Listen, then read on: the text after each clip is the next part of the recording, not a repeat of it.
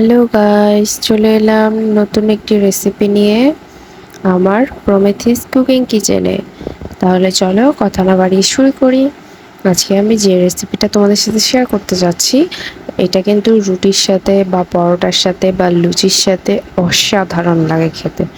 তোমরা অবশ্যই একবার হলেও ট্রাই করবে, আর কেমন হয়েছে আমাকে কিন্তু অবশ্যই জানাবে, তাহলে আমিও ইন্সপায়ার্ড হব।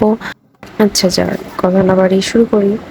তো এগুলো কি ছিল বলো তো? কেউ কি ধারণা করতে পারছো? আশা করছি ধারণা করতে পারছো একটু হলেও। আর যদি নাই পারো তাও সমস্যা নেই, আমি তো আছি, আমি বলে দিচ্ছি। এইগুলো ছিল কিন্তু পটল। এখনকার সময় পটল নিশ্চয়ই অনেক সস্তা এই গরমে, তাই না বলো? তো পটলগুলোকে আমরা নষ্ট না করে, ফেলে না দিয়ে, আমরা যদি এভাবে পটল দিয়ে সুন্দর করে একটা ভাজি করি, তাহলে কিন্তু এটা রুটি দিয়ে খেতে বা পরোটা বা লুচি দিয়ে খেতে অসাধারণ লাগে খেতে। তোমরা অবশ্যই ট্রাই করবে। তো পটলগুলোকে আমি এভাবে কুচি কুচি করে একদম ঝুরি করে কেটে নিয়েছিলাম।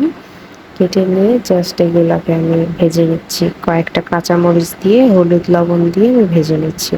আমি সরিষার তেলে ভেজেছি, আমাদের বাসায় সরিষার তেলই খাই। তোমরা এখন চাইলে সয়াবিন তেলও দিতে পারো, তা কোনো ব্যাপার না, কোনো সমস্যা নেই। তো আমি এটাকে ঢেকে ঢেকে আমি ভালো করে ভেজে নিচ্ছিলাম, কারণ এগুলো সেদ্ধ হওয়ারও ব্যাপার আছে, তার জন্য। তো এই তো আমার পটল ভাজাটা প্রায় হয়ে গেছিলো।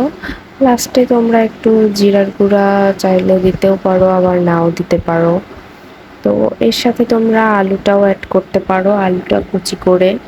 আমি করি নাই আর কি। তো তোমরা করতেও পারো, খেতে কিন্তু বেশ লাগে। তো এই তো হয়ে গেছে আমার ফাইনাল লুক। আর হ্যাঁ, এটা কিন্তু তোমরা নিরামিষভাবেও খেতে পারো। এই ধরো নিরামিষ দিনে তো তোমরা এটা খেতেই পারো। তো যাই হোক, আজকের এই সিম্পল রান্নাটা তোমাদের সাথে আমি শেয়ার করলাম। আজকের ভিডিওটা ছিল এই পর্যন্তই। নেক্সট ভিডিওতে আবার দেখা হবে। Thank you, tata.